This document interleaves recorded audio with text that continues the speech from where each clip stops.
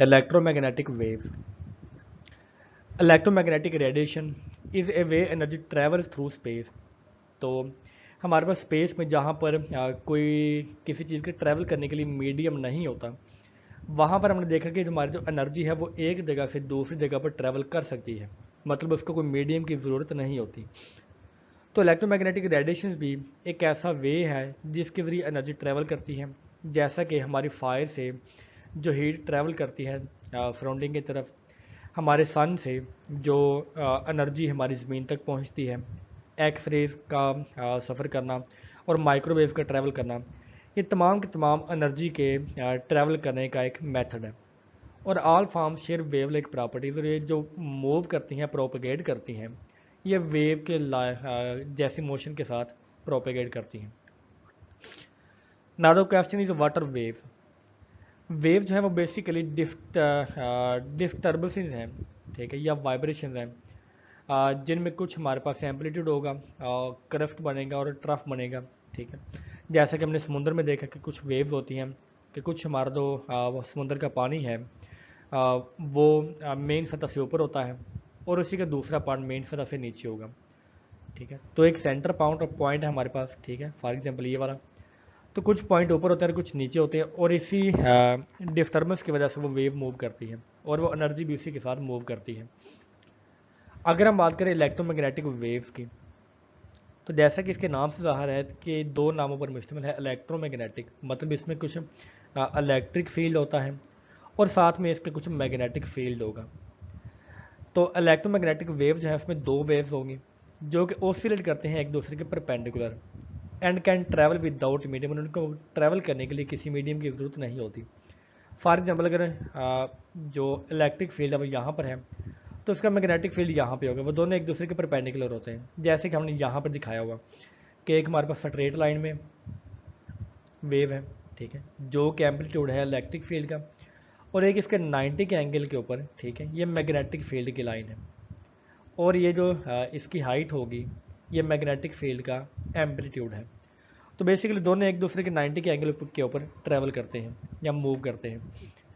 Chemist focus on how electromagnetic radiation interact with matter to reveal molecular structure and type of chemical bond. तो इसका जो कि major use है वो ये भी होता है कि किस तरह से जैसे केमिस्ट्री में हम मॉलिक्यूलर स्ट्रक्चर को फाइंड करना चाहें, जैसे एक्सरे एनालिसिस होता है हमारे पास, और इसी के साथ हम टाइप ऑफ केमिकल बॉन्ड को भी स्टडी कर सकते हैं। Understanding this interaction require knowledge of physical properties of light wave. तो जो लाइट वेव है उनकी जब तक फिजिकल प्रॉपर्टी नहीं पता होगी, हम इसको मुकम्मल तौर पर अंडरस्टैंड नहीं कर सकते। बेसिक प्रॉपर्टीज ऑफ वेव, जिसमें हमारे पास एम्पलीट्यूड होगा, वेवलेंथ और frequency. A wave has a crest which is the highest point and trough which is the lowest point. तो ये हमारे पास एक वेव ट्रैवल करती है इस तरह से, ठीक है। इसका जो सेंटर लाइन से हाईएस्ट पॉइंट होगा वो क्रस्ट होगा, और जिसका लोएस्ट पॉइंट होगा वो होगा trough. Amplitude, it is the vertical distance from crest to the central axis. तो सेंट्रल एक्सिस से हमारे क्रस्ट या ट्रफ तक जो फासला है, ठीक है, वो हमारे पास क्या होता है, amplitude. It relates to the wave brightness और इंटेंसिटी के, वेव की जितनी ज़्यादा इंटेंसिटी होगी, ठीक है, उसका जो एम्पलीट्यूड है वो उतना ही ज़्यादा होगा। Now wavelength, horizontal distance between conjunctive crust और ट्रफ। फॉर एग्जाम्पल हमारे पास यहाँ से लेके जब एक पार्टिकल दोबारा यहाँ पर मूव करेगा तो इन दोनों के दरमियान जो डिफरेंस है वो हमारे पास एक वेवलेंथ होगी। या हम कह सकते हैं कि इस क्रस्ट से लेके जब दूसरा क्रस्ट उसी जगह पर बनेगा वो भी एक वेवलेंथ है। या अगर हम ट्रफ की बात करें तो यहाँ से लेके जो यहाँ तक फासला है वो भी एक वेवलेंथ होती है। Some waves including electromagnetic waves also oscillate in space as time passes. तो जैसे बाकी वेव ऑसिलेट्स होती हैं, इसी तरह से इलेक्ट्रोमैग्नेटिक वेव्स भी ऑसिलेट होती हैं। फ्रीक्वेंसी, फ्रीक्वेंसी हम कहते हैं कि number of complete wavelength passing A point पर सेकंड, कि किसी एक पॉइंट से जितनी वेवलेंथ पास करेंगी एक सेकंड में, हम उसको फ्रीक्वेंसी का नाम देते हैं। तो क्योंकि हम एक सेकंड में इसको स्टडी करते हैं तो इसका जो यूनिट है वो हर्ट्ज होगा, जो कि इक्विवेलेंट है पर सेकंड के। Relationship between wavelength and frequency, तो इसका जो एक सिंपल फार्मूला हमारे पास होता है वो है C is equal to lambda we.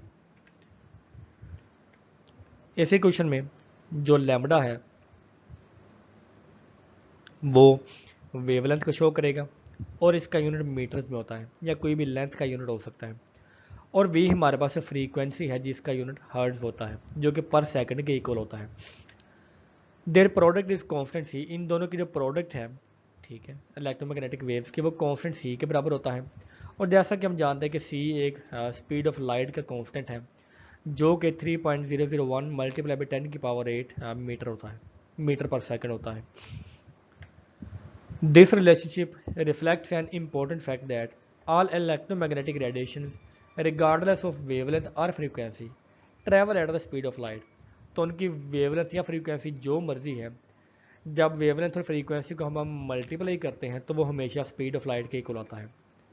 It means कि अगर वेवलेंथ ज़्यादा होगी तो उसकी फ्रीक्वेंसी कम हो जाएगी, और अगर फ्रीक्वेंसी ज़्यादा होगी और तो उसकी वेवलेंथ कम होगी, लेकिन दोनों का जो प्रोडक्ट है वो हमेशा स्पीड ऑफ लाइट के इक्वल ही होगा।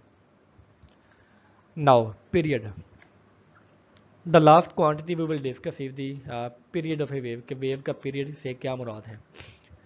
ए wave period is the length of time it takes for one wavelength to pass by a given point in the space. तो एक वेवलेंथ के, ठीक है, किसी पॉइंट से जो ट्रैवल करने की जो टाइम है वो बेसिकली इसका पीरियड होता है। मैथमेटिकली हम देखते हैं कि ये फ्रीक्वेंसी का उल्ट होता है, कि जब हम फ्रीक्वेंसी को डिवाइड करते हैं या न्यूमिनेटर में रखते हैं तो वो हमारे पास टाइम पीरियड निकलता है। फ्रीक्वेंसी क्या है कि एक पॉइंट में कितनी वेवलेंथ पास होती है, ठीक है, और पीरियड क्या है कि एक वेवलेंथ कितने टाइम में पास होती है, तो दोनों एक दूसरे के रेसिप्रोकल होते हैं। Electromagnetic spectrum, electromagnetic wave can be classified by wavelength और फ्रीक्वेंसी। तो जब हमारे पास हज़ारों लाखों किस्म के वेवलेंथ मौजूद हों, ठीक है, तो हम इतनी ज़्यादा वेव्स को क्लासीफाई कर सकते हैं बेस्ड ऑन दर वेवलेंथ या फ्रीक्वेंसी। अब जब हम उनको बेस करते हैं या उनको क्लासीफाई करते हैं तो जो क्लासिफिकेशन से अरेंजमेंट आएगी वो हमारे पास होगा electromagnetic spectrum. The spectrum includes all types of electromagnetic radiation in the universe, कि हमारी इस कायनात में जितनी भी किस्म की इलेक्ट्रोमैग्नेटिक रेडिएशन होती हैं तमाम की तमाम इस इलेक्ट्रोमैग्नेटिक स्पेक्ट्रम में मौजूद होती हैं। स्पेक्ट्रम क्या है? सिर्फ एक फ्रीक्वेंसी का एक बार है। जैसे फॉर एग्जाम्पल हम देखते हैं कि यहाँ पर हमारे पास एक्स रेज है, ठीक है, जिनकी फ्रीक्वेंसी सबसे ज़्यादा होती है, बहुत ज़्यादा होती है, ठीक है, ये सॉरी गैमा रेज है जिनकी फ्रीक्वेंसी बहुत ज़्यादा है, ठीक है, लेकिन उनकी वेवलेंथ बहुत कम है। इसी तरह जिनकी जो फ्रीक्वेंसी है इससे कम होगी वो एक्स रेज कहलाएंगे, जिनकी फ्रीक्वेंसी एक्स रे से कम होगी वो फॉर एग्जांपल अल्ट्रावायलेट कहलाएंगे। उनकी रेंज भी यहाँ पर गिवन है कि वो किस रेंज में आमतौर पर मौजूद होती हैं, ठीक है। दरमियान में जितनी भी चीज़ें हमको नज़र आती हैं, ठीक है, जो कि हमारी आंखें देख सकती हैं, वो सिर्फ इतने से रीजन में मौजूद होती हैं, और हमने इस रीजन को नाम दिया हुआ है विजिबल रीजन का, जिनकी वेवलेंथ हमारे पास 400 नैनोमीटर से 700 नैनोमीटर तक मौजूद होती है। अगर हम कलर की बात करें, क्योंकि हम इसको देख सकते हैं, तो हाईएस्ट जो फ्रीक्वेंसी है या जो लोएस्ट वेवलेंथ की हमारे पास कलर आएगा वो ब्लू है, और हाईएस्ट वेवलेंथ का जो कलर है वो हमारे पास रेड आएगा। हाईएस्ट वेवलेंथ का मतलब कि इसकी फ्रीक्वेंसी सबसे कम होती है। तो इसी तरह से हमारे पास ये इलेक्ट्रोमैग्नेटिक स्पेक्ट्रम मौजूद होता है।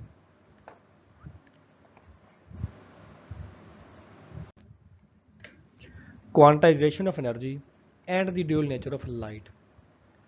The wave nature of light was first described by the Christian Huygens in the late 19th century। कि हम देखते हैं कि जो लाइट है, according to dual nature of matter and light, जो एक लाइट है वो एक पार्टिकल के तौर पर भी बिहेव करती है और इसमें वेव लाइक प्रॉपर्टीज़ भी होती हैं, ठीक है, मतलब इसमें ड्यूअलिटी होती है। हाँ, for about 200 years physicist believe that light and matter were distinct, मतलब उनका ख्याल था कि दोनों कोई अलग अलग चीज़ें होती हैं। हमें पहले सिर्फ ये पता था कि जो लाइट है उसकी सिर्फ वेव नेचर होती है, ठीक है, हमें उस वक्त पता लग गया, हाइगेंस ने डिस्कवर किया, लेकिन हमें ये नहीं पता कि वो मैटर के तौर पर भी काम करती है। मैटर क्या चीज़ है? Made of particles with mass and measurable position, कि जिसकी कोई ना कोई मैस होता है और हम उसकी मैस को भी मेजर कर सकते हैं और उसकी पोजीशन को भी मेजर कर सकते हैं या प्रिडिक्ट कर सकते हैं। लाइट की चीज़ है कि लाइट का मैसलेस वेव है कि इसका मैस कोई भी नहीं होता, और अगर इसका मैस नहीं होता तो साथ में इसकी कोई डेफिनेट पोजीशन भी नहीं होती हमारी स्पेस में, मतलब आमतौर पर ये समझा जाता रहा है। Because they were seen as separate the interaction between light and matter was poorly understood. तो हमें यह नहीं था पता कि किस तरह से एक मैटर लाइट के साथ इंटरेक्ट करती है, क्योंकि वो तो दोनों एक डिस्टिंक्ट चीज़ें हैं। फिर उसके बाद मैक्स प्लांक ने अपनी रिसर्च में एक ब्रेक थ्रू को अचीव किया। उसने ब्लैक बॉडीज़ को स्टडी किया। ब्लैक बॉडी ऐसी बॉडी है कि जिसमें से रेज़ जो है वो सारी की सारी अब्जॉर्ब कर लेता है और वो किसी किस्म के रेज़ को खारिज नहीं करता। इसी वजह से हमने इसको ब्लैक बॉडी का नाम दिया हुआ है, क्योंकि वो ब्लैक अपीयर होता है, क्योंकि वहाँ से वेव कोई नहीं निकलती। उसने जब ब्लैक बॉडीज़ को स्टडी किया तो उसने देखा कि object heated until they glow, कि वो ग्लो करना शुरू कर देते हैं। उसने जाना कि the classical physics could not explain the radiation emitted, क्योंकि उन्होंने ग्लो करना शुरू कर दिया था ब्लैक बॉडी ने। हालांकि ब्लैक बॉडी एक ऐसी चीज़ है जो किसी किस्म की वेव को, ठीक है, वो एमिट नहीं करती। अगर उसके पास भी कोई वेव आती है तो वो इसको ऑब्जॉर्व कर लेती है, तो ये तो ब्लैक बॉडी है। और अगर वो ग्लो कर रही है इट मीन्स कि हमारा जो क्लासिकल फिजिक्स है वो इस फिनोमेना को एक्सप्लेन नहीं कर सकती। फिर उसने डिस्कवर्ड मैटर ऑब्जॉर्व और emit energy only in whole number of multiples of h v. तो उसने एक मशहूर रिसर्च में एक इक्वेशन निकाली कि अगर हमारे पास कोई मैटर है वो एनर्जी को एमिट करती है या वो ऑब्जॉर्ब करती है, ठीक है, इन फॉर्म ऑफ पैकेट, और इस पैकेट की एनर्जी क्या है, एच वी की एनर्जी है, ठीक है। अगर किसी के पास इतनी एनर्जी होगी तो वो लाइट एनर्जी को एमिट या ऑब्जॉर्ब कर सकती है। इसी क्वेश्चन में एच क्या है, H is the Planck's constant, और वी हमारे पास फ्रीक्वेंसी ऑफ लाइट होती है कि वहाँ से जो वेव निकलेगी उसकी फ्रीक्वेंसी क्या है। अब उसने ये देखा और हमें ये मालूम हुआ कि एनर्जी क्वांटाइज की एनर्जी फिक्स होती है, क्योंकि ये इक्वेशन हमारे पास फिक्स है, ठीक है। तो एनर्जी हमेशा क्वांटाइज होती है और वो छोटे छोटे पैकेट्स के फॉर्म में होती है। It is not continuous.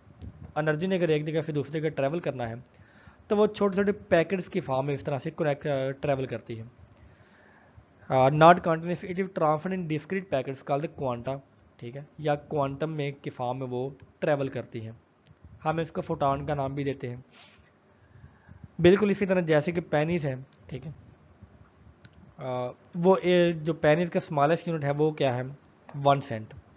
अगर आपने किसी कैश का ट्रांसफ़र करना हो तो आप 1 सेंट से कम ट्रांसफ़र नहीं कर सकते। या अगर पाकिस्तानी करेंसी की बात करें तो आप किसी के साथ जो है वो 1 रुपये से कम अब ट्रेड नहीं कर सकते, क्योंकि 1 रुपये से छोटा की यूनिट ही हमारे पास अवेलेबल नहीं है। तो इसी तरह एनर्जी ने भी अगर ट्रैवल करना है तो वो छोटे छोटे पैकेट की फॉर्म में ट्रैवल करती है जो कि फिक्स होते हैं।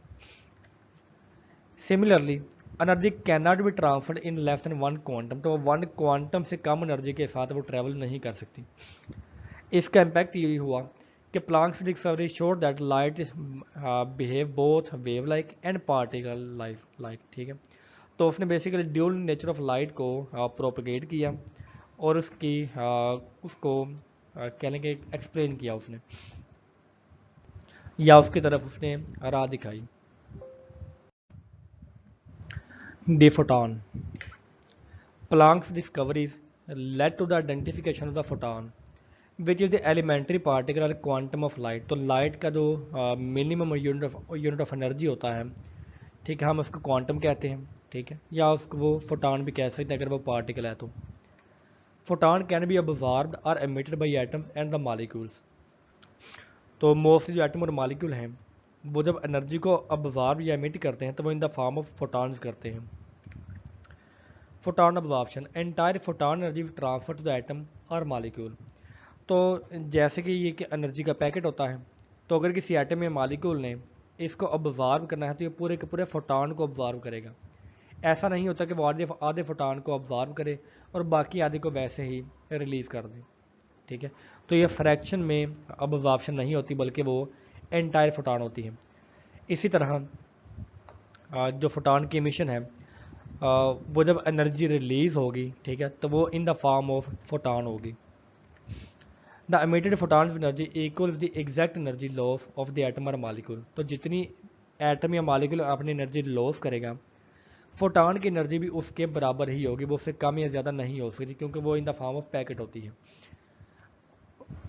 Energy change is directly proportional to the frequency of photon absorbed और एमिटेड। ठीक है, तो इसका जो प्लांक्स ने रिलेशनशिप दिया वो इस तरह था कि A will be equal to h multiply by we.